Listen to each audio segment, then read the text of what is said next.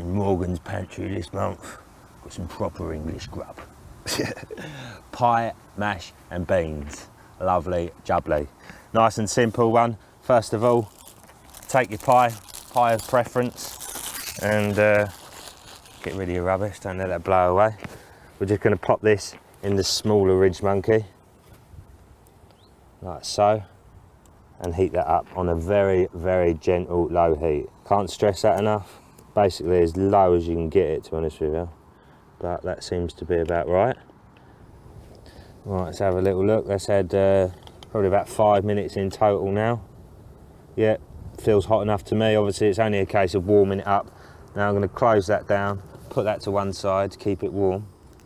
Okay, so now it's time to put the bigger toaster on there, or pan. I don't know why we call it a toaster these days. They've basically replaced pans, certainly in my fishing anyway. I'll take half that mash because I'm not feeling particularly hungry, but if I wanted to I could fit the whole lot in there, no problemo. And then just a little drop of milk to give that a bit of moisture.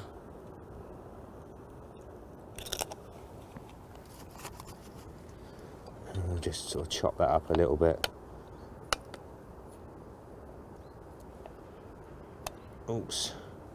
I'll tell you what, because that's so cold and hard, we'll shut that down. Once that warms up, that'll be a little bit easier to work with. Right, now that's warmed up a little bit, I should be able to, there we go, mash it a bit. I reckon I could probably get away with a tiny little bit more milk in there as well.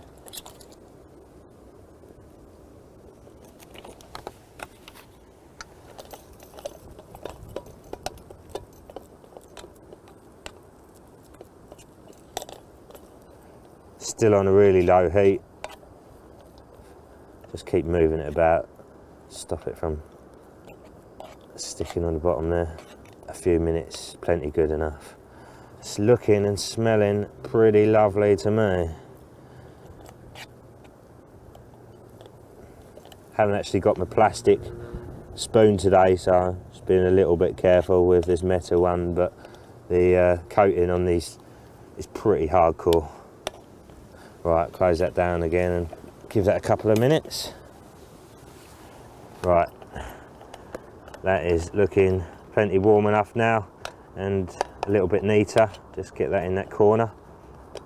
And I'm going to get that pie out, which should still have a nice bit of warmth to it. Yeah, slap that in there. And then we're going to pop this to one side, get the little pan back on the go, ready for the beans. There you go, half a tin of beans. Close that up, give them a couple of minutes, and then we'll give them a little stir. Lovely jubbly. There we go, the old beans bubbling away there. Now, it's pretty obvious, but you know, once they're warmed up, they should soften up a little bit too. I remember my mate once, he served me up a cooked breakfast on the bank, and he literally just popped the beans on, warmed them up and chucked them on the plate, so they were still hard. So yeah, just make sure they're soft first. I'll give them a little try, but they look perfect to me. Yeah, absolutely lovely. That's still warm enough, but obviously if you wanted to, you could just pop that back on for a minute or so. But I'm just going to slap these hot beans straight all over that. And obviously if you're a little bit posh, you might want to pop that on a plate, but we're carp anglers. We don't do things like that, do we? Saves on washing up as well. And I'm not really one to carry knives and forks either. I seem to make do with a spoon for most things. The artful bodger. Right, I'm going to tuck into this. Join us next month for something a little bit different.